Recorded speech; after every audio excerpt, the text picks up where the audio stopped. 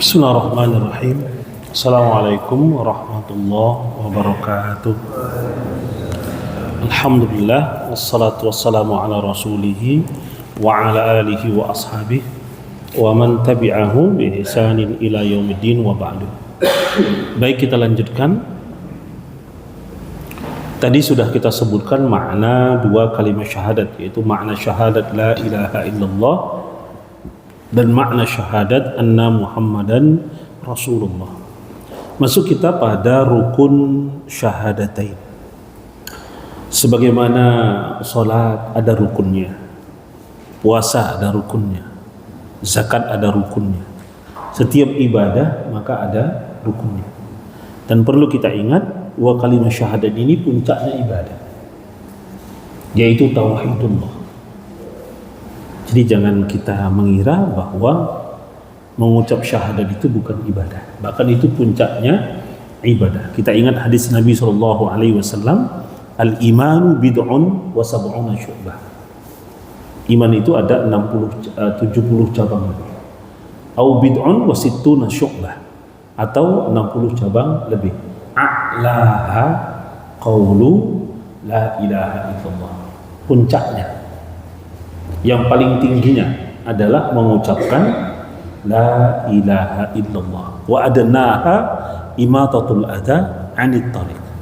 Dan yang paling rendahnya adalah menjauhkan gangguan yang ada di jalan. Jadi kalimat la ilaha illallah adalah puncaknya ibadah. Dan salat kita di dalamnya ada dua kalimat syahadat. Di berbagai doa-doa kita ada dua kalimat syahadat. Nah, silahkan dilihat ya, hampir seluruh doa-doa itu mengandung kalimat syahadatain. Kadang dalam bentuk kalimatnya secara spontan atau dalam bentuk maknanya. Baik, kita lanjut. Jadi ada rukun syahadatain. Rukun itu apa? Rukun itu adalah al-janibul qawi, yaitu sisi yang paling kuat. Jadi kalau ada bangunan, maka sisi terkuatnya disebut rukun. Kalau bangunan, sisi paling kuatnya adalah tiang. Dengan tiang bisa dibangun bangunan yang tinggi, lantai 2, lantai 3, lantai 4 dan seterusnya. Dengan apa?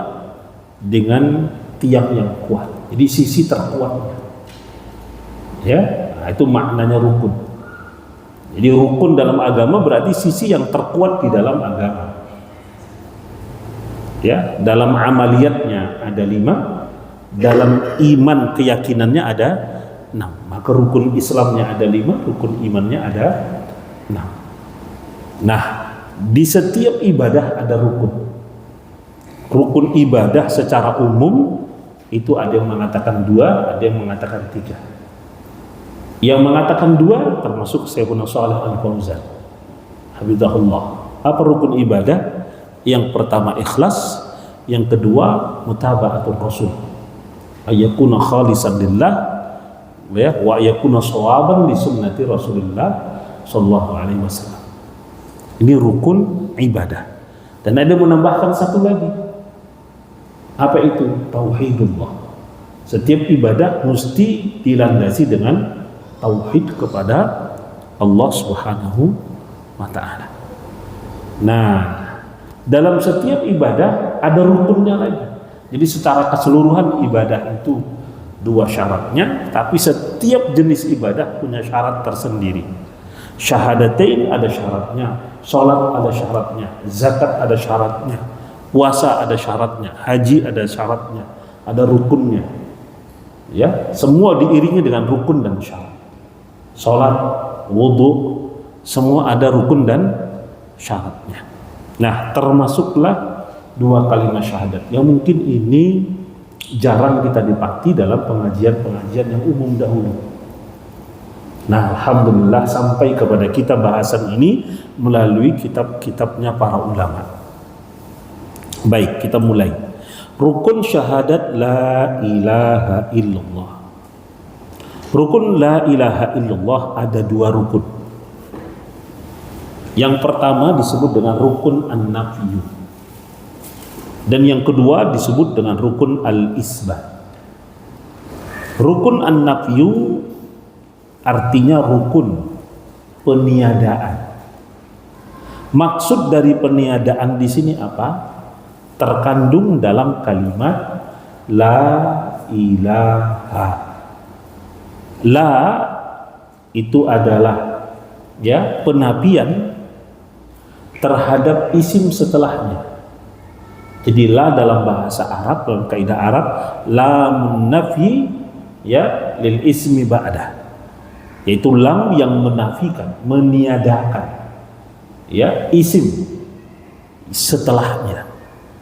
Jadi la ilaha bermakna menafikan segala sesembahan. Ya, nah dari selain Allah. Ya, maka makna lainnya adalah la ilaha membatalkan segala bentuk kesyirikan dan mewajibkan kekafiran terhadap segala yang disembah selain Allah. Nah, rukun ini disebut dengan rukun an-nafyu. Ini rukun yang sangat penting untuk kita pahami dan kita amalkan. Nah, dan ini belum sempurna, disempurnakan dengan kalimat setelahnya. Illa Allah. Illallah. Illa itu adalah kalimatul istisna atau harful istisna. Istisna, huruf yang merupakan pengistimewaan atau pengecualian. Especially dia. Untuk apa? Isim setelahnya. Isim setelahnya apa? Allah. Ya, jadi illa Allah artinya menetapkan. Menetapkan apa? Menetapkan bahwa tidak ada yang berhak disembah kecuali Allah. Ya, tidak ada yang berhak menerima ibadah kecuali Allah. Nah, ini juga bermakna mewajibkan pengamalan sesuai dengan konsekuensinya. Nah, oleh itu bila kalimat digabung pada makna syahadatain la ilaha illallah yang bermakna la illallah, tidak ada sesembahan yang berhak kecuali Allah, yang maknanya segala bentuk ibadah itu batil ya kecuali hanya ditujukan kepada Allah Ta'ala. Jadi segala bentuk syirik ya itu batil ya, dan yang berhak terhadap ibadah hanya Allah Ta'ala, sesuai dengan firman Allah Ta'ala, wa'budullaha wa la tusyriku bihi syai'a, dan sembahlah Allah Ta'ala saja, kalau kita mau sebutkan demikian, semata, dan janganlah engkau mempersekutukannya dengan sesuatu apapun. Nah, ini makna la ilaha illallah. Wa'budullaha, dan sembahlah Allah ya, wala tusyriku bihi syai'ah, dan janganlah berbuat syirik. Di ayat yang lain, wa qada rabbuka alla ta'budu illa ya wa qada rabbuka alla ta'budu illa iyyah.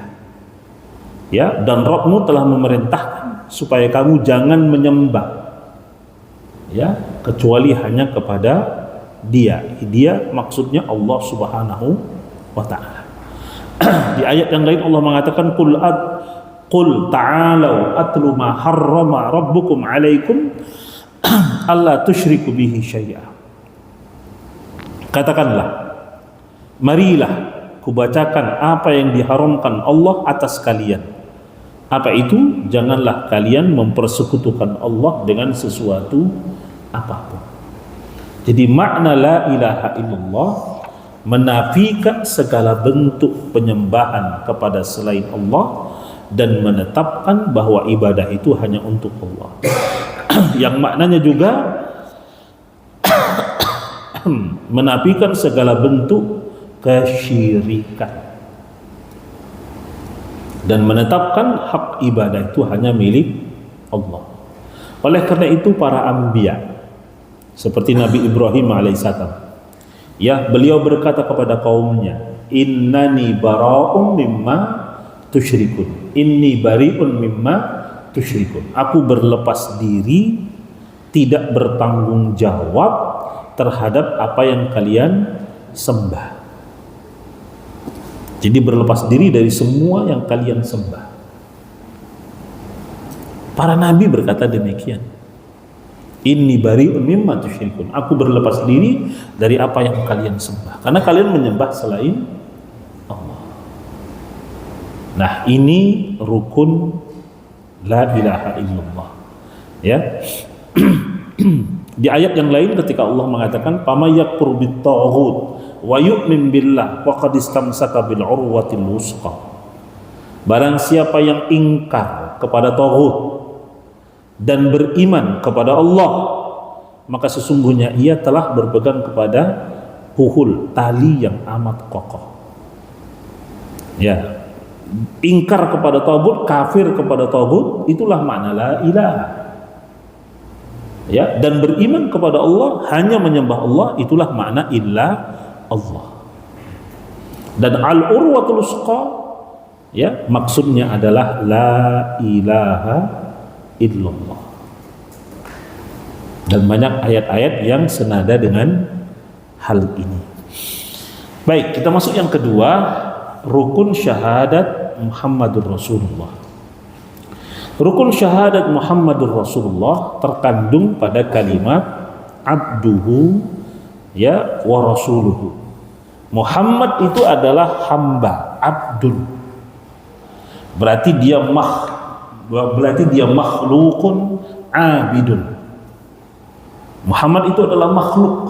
Makhluk artinya seperti makhluk yang lain, diciptakan, seperti memiliki sifat-sifat basyariah. Abidun, yang beribadah kepada Allah. Mamlukun, dia hamba yang dimiliki oleh Allah Subhanahu wa taala.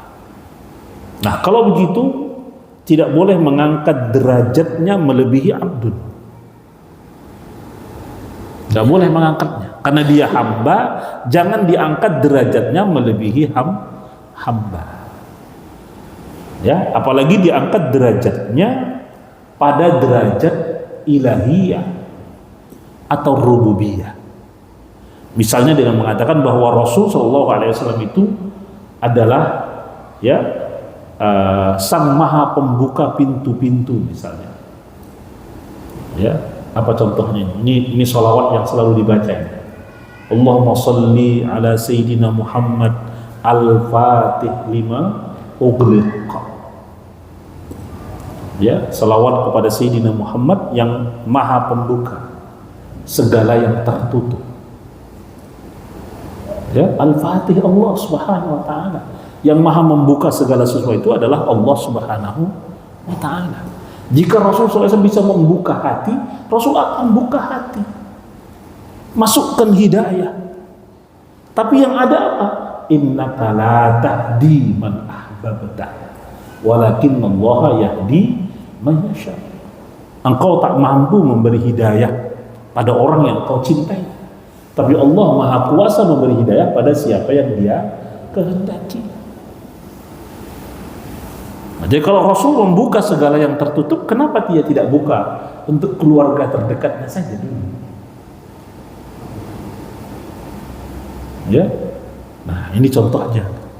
Ini sholawat yang gulu ya, berlebih-lebihan. Nah, dan juga karena beliau adalah hamba, tidak juga boleh diremehkan. Jadi nggak boleh ifrat atau ghulu, tidak boleh juga tafrid, meremehkan, ihana. Nah, sama aja manusia juga Rasulullah itu karena menyebut dengan sebutan meremehkan, tidak boleh. Benar Rasulullah itu adalah manusia dengan sifat manusianya, benar. Tapi tidak boleh dengan nada, dengan tujuan meremehkan, tidak boleh. Ya, kenapa? Karena beliau memiliki keistimewaan. Apa keistimewaannya? Nubuwah wa risalah, kenabian dan kerasulan yang tadi sudah kita sebutkan. Dua kedudukan, derajat yang tak bisa digapai dengan usaha apapun. Silakan Anda punya cita-cita untuk menjadi ya orang yang termulia misalnya dalam satu negara. Ya, nah, menjadi presiden misalnya, menjadi ketua dewan misalnya, menjadi menko misalnya, gubernur misalnya, bupati misalnya, wali kota misalnya. Nah, silahkan Anda punya cita-cita, itu cita-cita manusiawi, boleh. Ya, tapi perlu diingat, jangan bercita-cita menjadi nabi, karena itu pasti palsu. Ya. Nah, saya bercita-cita udah pasti itu jadi nabi palsu kan? Bercita-cita jadi rasul palsu. Belum lama ya, baru berapa lama? Setahun atau 2 tahun yang lalu di dekat kita sini ada yang ngaku jadi nabi dan rasul. Ada. Tapi jelas itu palsu. Dan ingat, Rasulullah sudah kabarkan akan datang setelahku 30 orang pendusta yang seluruhnya mengaku sebagai nabi. Ya, nah beliau penutup dari para nabi alaihi wassalatu wassalam.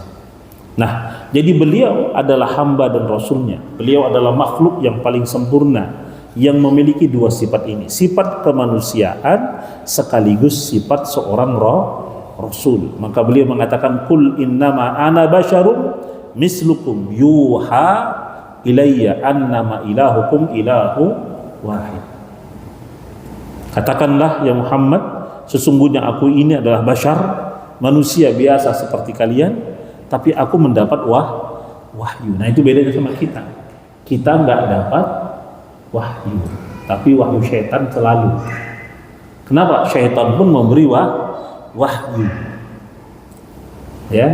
Nah, tapi wahyunya syaitan. Ya, bukan wahyu Allah Subhanahu wa taala. Ya, beda dengan Rasulullah. Wa ma yantiqu 'anil hawa in huwa illa wahyu yuha. Ya, tidaklah Rasul itu berbicara dengan hawa nafsu. Akan tetapi beliau berbicara dengan wahyu yang Allah wahyukan kepadanya. Ya, jadi bukan sembarang ngomong, tidak. Ya, beda sama kita, banyak candanya, banyak bohongnya. Ya, udah bercanda, bohong lagi. Nggak benar dijadikan bahan tertawa. Ingat ya, ancamannya keras tuh. Wailul summa wailul lahu liyudhika bihil qauma. Ya, celakalah dan celakalah dia. Ya, kenapa? Dia celaka karena membuat orang lain tertawa. Ya, dengan cara membuat kedustaan. Jadi canda-canda dusta itu agar orang lain tertawa atau mentertawakan, itu ancamannya wailun sampai disebut Rasul berkali-kali. Ya, wailul liyud hisabihil qauma wailul lahu summa wailul lahu. Ya, nah baik. Ini bahasan kita untuk malam hari ini, yaitu tentang makna 2 kalimat syahadat. dan rukun dari dua kalimat syahadat. Insyaallah akan datang kita akan masuk pada bahasan syarat dari dua kalimat syahadat. Jika ada waktu kita akan lanjut kepada konsekuensi dan pembatalnya. Alhamdulillah, mungkin ada pertanyaan. Tafadhol.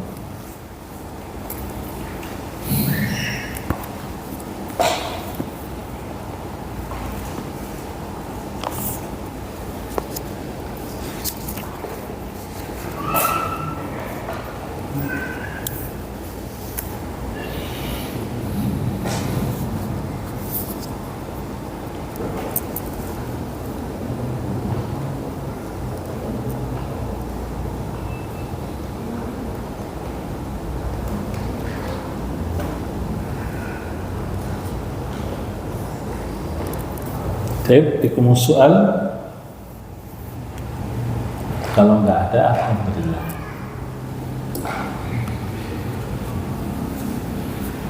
Kalau nggak ada pertanyaan berarti paham semua, masya Allah.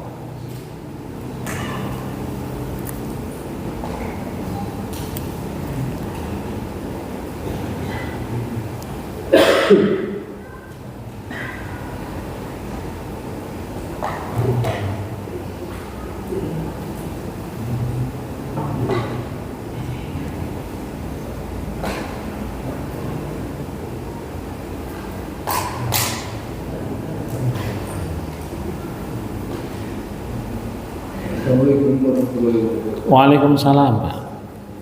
Kalau yang mengartikan la ilaha illallah tadi diartikan tidak ada yang berhak untuk diibadahi Dengan benar. kecuali Allah. Iya. Itu gimana? Apa yang ditanya Pak? Gimananya? Tidak ada yang berhak untuk diibadahi Iya. dengan benar. Iya. Pertanyaannya apa? Ya.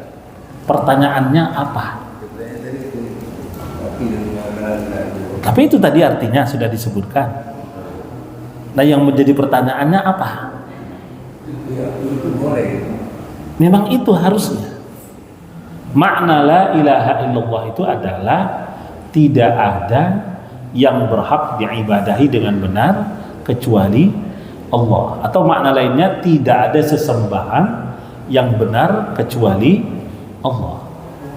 Bahasa singkatnya, la ma'budu bihaqqin illallah. Tidak ada sesembahan yang hak, yang benar kecuali Allah.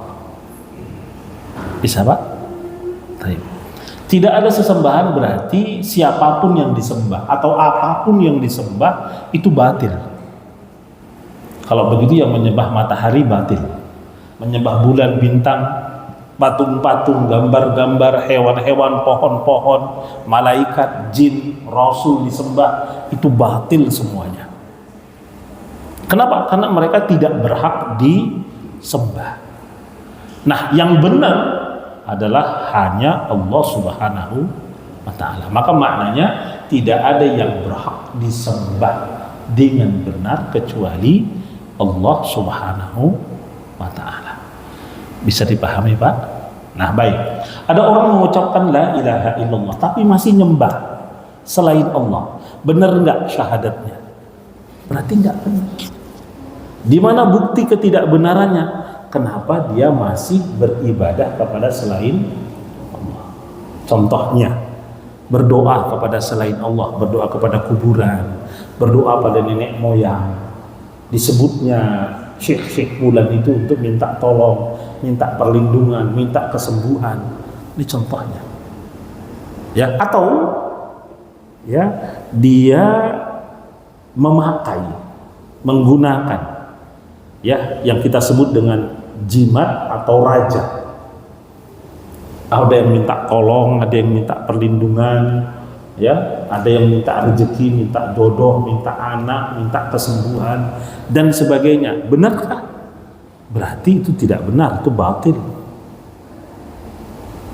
Ya, ada orang sakit, ya, foto gurunya ditempel, foto syekhnya itu ditempelnya di tempat yang sakit. Ya. Dan ada sebagian orang yang kalau beribadah foto gurunya diletakkan di depannya. Dia sujud kepada foto tersebut. Orang Syiah maklum dalam hal ini, silakan tengok di sini banyak video. Ya, orang-orang yang mengaku bertakarrub kepada Allah dengan jalan tarekat banyak seperti itu.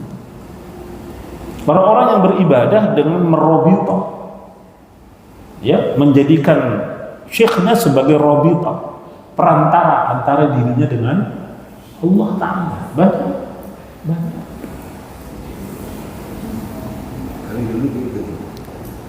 Dari sebelum Islam sudah gitu, Pak. Makanya di dalam Islam hal itu ditegaskan batin dengan kalimat la ilaha illallah. Ya. Nah, baik. Wallahu a'lam. Mungkin ada yang lain?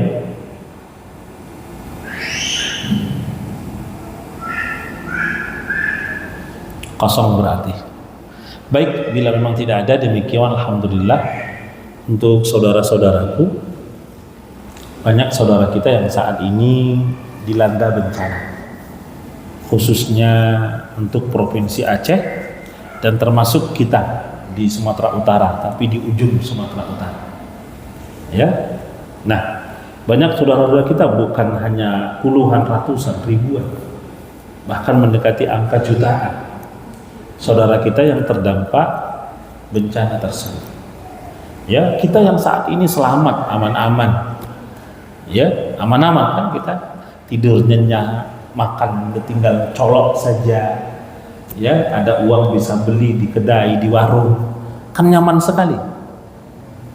Itu nikmat yang saat ini kita menikmatinya dan mungkin merasa seakan hal ini biasa-biasa saja. Tapi cobalah kunjungi saudara-saudara kita sana yang di Aceh. Ada yang sudah 1 bulan penuh sampai hari ini listrik belum hidup. Ingat Pak, kebutuhan listrik saat ini adalah kebutuhan yang ori. Apapun saat ini kita membutuhkan listrik. Mau air mesti ada listrik, mau masak mesti ada listrik, mau terang mesti ada listrik. Ya, apa hubungan air dengan listrik? Tuh tempat Bapak itu kalau mati listrik nggak ada air. Mau masak nih para ibu susah kalau udah nggak ada air. Kenapa? Udah nggak ada kompor minyak udahan. Siapa yang di rumahnya masih ada kompor minyak? Hampir nggak ada kan Pak? Apalagi apa namanya untuk masak kayu, tungku kayu, kan udah sangat jarang.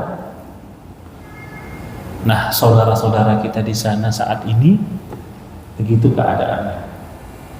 Sebagian mereka kehilangan nyawa, sebagian mereka kehilangan keluarga, suami kehilangan anak dan istri, ya, wanita kehilangan suami dan anak kehilangan ayah dan ibu, atau keluarga kehilangan keluarga lainnya. Itu yang saat ini mereka rasakan. Hanya itu tidak, rumah mereka juga hancur. Jika ingin melihat rumah tinggal puing-puing, tinggal datang ke sana. Sebagian rumah itu hanya tinggal batunya saja, atapnya sudah tidak ada. Sebagian rumah itu hanya tinggal puing-puing semata, bahkan hanya tinggal pondasinya saja. Dan bertumpuk dan tertimbun dengan baik lumpur, ya, dan juga kayu-kayu gelondongan dan kayu-kayuan. Itu yang sekarang nampak di media sosial nampak. Yang sudah kunjung ke sana tentu melihat dengan mata sendiri bagaimana penderitaan saudara kita. Alhamdulillah saat ini banyak donasi dari berbagai kalangan, ya, baik kaum muslimin dan juga selainnya. Tapi sebelum itu, dan masih ada, ya, negeri kampung-kampung yang belum terjamah, ya, belum dapat apa-apa. Nah, jika kita punya kelebihan harta, mungkin saat ini kita menolong mereka. Tapi ingat, esok mungkin kita yang akan ditolong. Kita tidak tahu bencana itu kapan datang. Ya, nah, kita tidak menyalahkan sana menyalahkan sini karena bencananya sudah terjadi. Tapi perlu tahu akar masalahnya. Apa itu? Ayo, taubat kepada Allah Ta'ala, istighfar kepada Allah Ta'ala, mohon ampun kepada Allah Ta'ala, kemudian berusaha memperbaiki ke depannya. Ya, ini intinya. Nah, kalau kita punya harta, bantu mereka dengan harta. Kalau bisa datang langsung, silahkan lihat datang langsung. Kalau tidak bisa datang langsung, punya asa, titipkan kepada saudara yang berangkat ke sana, agar itu menjadi pertolongan dari kita sebagaimana saudara sesama muslim. Ya, jika kita tidak punya banyak harta, sedikit harta. Bukankah Nabi kita SAW mengatakan ittaqun nar walau bisyiqqati tamrah. Lindungilah diri kalian walaupun hanya dengan sebutir kurma. Kita tidak punya banyak, sedikit. Seandainya kita tidak punya itu juga, tidak punya harta yang mau disedekahkan, didonasikan, ayo donasi dengan kemampuan. Mungkin ada saudara-saudara kita yang mengirim tapi mereka nggak punya tenaga, nggak punya relawan bahasanya untuk membagikan. Antum jadi relawan,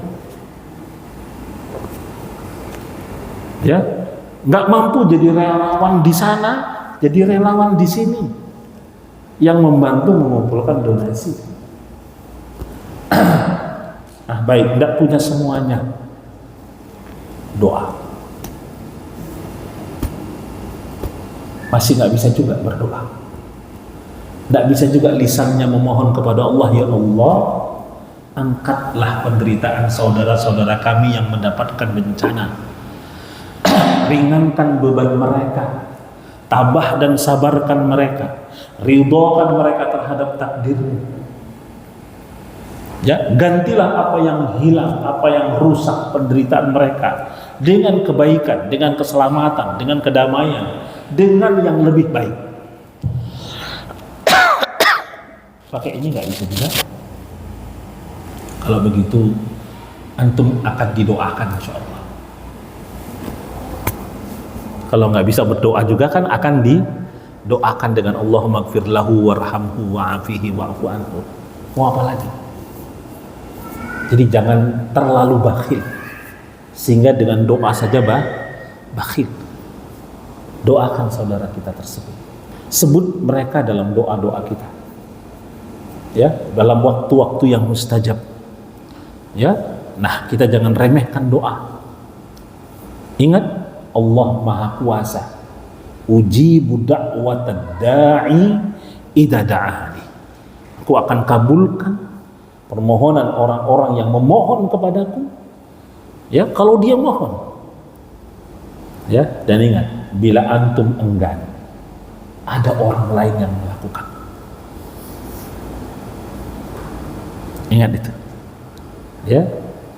Wa may yartadid minkum fasawfa ya'tillahu biqaumin yuhibbuhum wa yuhibbunahum adillatin 'alal mu'minin 'izzatin 'alal kafirin la yakhafuna laumata laim. Kalau engkau berpaling dari agama Allah, ingat, Allah akan datangkan kaum menggantikan engkau, yang Allah mencintai mereka dan mereka mencintai Allah. Mereka berkasih sayang, berlemah lembut terhadap orang-orang yang beriman, dan mereka ya bersikap tegas kepada orang-orang kafir, tidak takut akan celaan para pencela. Nah, ini hanya untuk mengingatkan sebagai nasihat buat anak, buat kita semua. Jangan luputkan itu. Ingat, ini saudara kita yang kena. Kita tidak tahu bagaimana takdir kita ke depannya. Di sana nggak ada orang kaya, nggak ada orang miskin, sama. Yang kaya hartanya habis. Ya, kami melewati satu daerah persawahan yang tidak ada lagi sawahnya, yang ada lumpur. Ketika terjadi dialog, Pak, ini dulu sawah, tinggal panen. Padi sudah menguning untuk dipanen. Sepanjang mata memandang, itu hanya tinggal lumpur saja. Belum yang rumahnya hanyut, rumahnya hancur, rumahnya berantakan, kampungnya berantakan. Cukup video yang antum lihat itu bukan bohong. Video yang truk truk, tangki itu naik-naikan itu benar. Jadi kita pun bingung, gimana truk ini naik ke truk yang lain, naik ke atap rumah, naik ke dinding rumah. Itu 4 tuh, 3 truk tangki, 1 truk puso ya, puso. Kita udah lewati itu berkali-kali. Nah, lewati lagi satu daerah yang betul-betul berantakan, mobil itu berantakan. Ya, truk itu ya kakinya ke atas, bannya ke atas, ditengok langsung nyata. Ya, kayu gelondongan yang bertebaran di dalam rumah, di masjid dan sebagainya, semuanya nyata. Maka oleh karena itu penderitaan mereka begitu besar. Dan kita ucapkan terima kasih jazakumullah khairul jazak bagi yang sudah ikut berdonasi. Pemerintah yang sudah berusaha keras, baik dari perintah pusat, provinsi, daerah. Namun semua ingat, semua punya keterbatasan. Kita pun demikian. Kita hanya kumpulkan beberapa rupiah untuk kita donasikan. Ya, tapi itulah yang kita mampu. Dan Allah mengatakan la yukallifullahu nafsan illa wus'aha. Kami datang ke satu daerah, mereka nangis karena sudah berlalu 2 pekan mereka belum pernah mendapatkan bantuan. Di antara mereka ada yang sudah berhari-hari tidak makan. Kenapa? Nggak ada isi rumah yang bisa dimanfaatkan. Semua mesin, semua ini semua bisa dikeluarkan. Tempat tidur semua dikeluarkan. Sampai semua pakaian nggak ada lagi. Sampai ada yang dengan tangisan itu ketika kita bawakan pakaian, termasuk isinya semua dalaman perempuan, dia sangat senang. Alhamdulillah, saya pun kembali punya celana dalam, punya BH, punya ini. Sebelumnya nggak percaya mungkin ya, tapi saya dengar langsung dari orangnya langsung.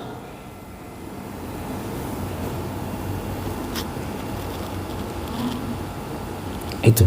Jadi kalau kita nggak mampu apa-apa, ayo doa. Mungkin doa antum mustajab sebagaimana sabda Nabi. Ya, tidaklah seorang muslim berdoa untuk saudaranya muslim yang lain bizahril ghaib, kebaikan untuknya yang ada di sisinya, ya mustajabah. Doa itu mustajab. Tapi ingat, Allah ganjar. Ya, Allah datangkan malaikat di mana malaikat ini akan berdoa untukmu setiap engkau berdoa kebaikan untuk saudaramu, dan dia akan berkata walaka bimislin, bagimu yang semisal dengan doa kebaikan yang kau mohonkan untuk saudaramu kepada Allah Ta'ala. Jadi gak usah khawatir, diganti Allah. Jadi kalau itu juga gak mampu, sekali lagi Anda katakan, antumlah yang akan didoakan oleh orang-orang.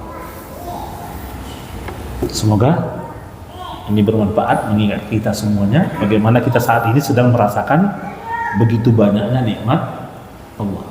Mereka mau duduk di mana saat ini mengaji? Belum tentu sebulan 2 bulan ini mereka bisa duduk mengaji. Kemana anak-anak mereka belajar Iqra, belajar Quran, sekolah? Ya, nah sebagian sekolah bahkan mengatakan belum tentu 1 tahun 2 tahun ini akan kembali buka. Belum lagi satu pondok yang hilang dibawa oleh lantai 2, habis sekian kelas semuanya dibawa air, semua ada dalam rekaman. Ya, dan salah satu pondok yang di depannya itu penuh dengan gelondongan dan sebagainya dan lumpur itu adalah pondok tempat salah satu guru kami, guru Imam Muslim dulu itu sekolah. Dan sudah sebelum ini sudah kami saudara sebagian kami sudah kunjung ke sana. Tapi sekarang sudah penuh dengan kayu-kayu, lumpur dan sebagainya. Ya, tentu itu butuh alat berat. Kalau pakai bopong kita aja, kayu sebesar ini, mau berapa orang yang 1 meter, 5 meter itu mau diangkat. Nah, kalau dengan harta, dengan tenaga, ya ayo, ini dengan lisan. Bukanlah ibadah itu ada ibadah, adalah doa. Demikian, semoga bermanfaat. Alhamdulillah.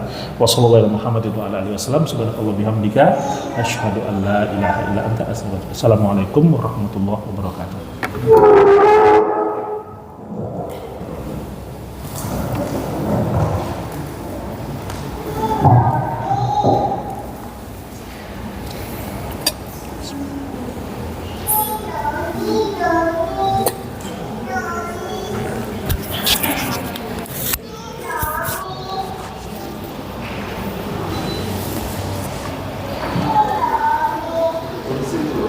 Hah? Pesantren dari Udah dibersihkan? udah Pakai